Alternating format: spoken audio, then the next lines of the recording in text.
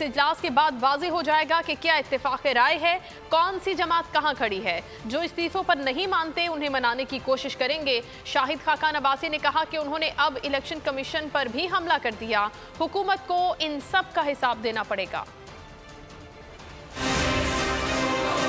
पाकिस्तान को समझ आ गई है कि बुलीज क्या होते हैं, इदारों पर हमला करना क्या होता है, और जब एक इलेक्शन की बात आती है तो तब जो भाषण आप पूरी दुनिया को दिया करते थे वो किस तरह हवा में तहलील हो जाता है। ये पूरी तब भी आपके वोट पूरे नहीं हुए तो आपने 20 प्रिजाइडिंग ऑफिसर्स अगवा कर लिए, और बजाय इसके कि आप उसकी माफ़ी मांगते, एक इदारे पर हमला आवर होने की माफ़ी मांगते, उसके लोगों को हब्से बेजा में रखने की माफ़ी मांगते, उनको 14 घंटे अगवा रखने की माफ़ी मांगते, आप उल्टा इदारे पर हमलावर हो गए। ये भी कल के इजलास के बाद काफ़ी क्लियर हो जाएगा कि क्या कंसेंसस होता है और कौन सी जमात कहाँ खड़ी।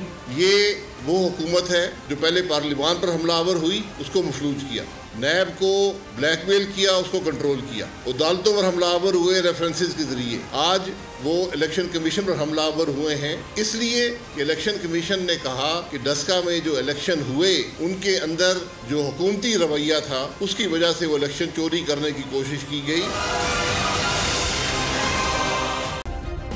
सब्सक्राइब करें और बेल दबाएं ताकि कोई खबर रह न जाए।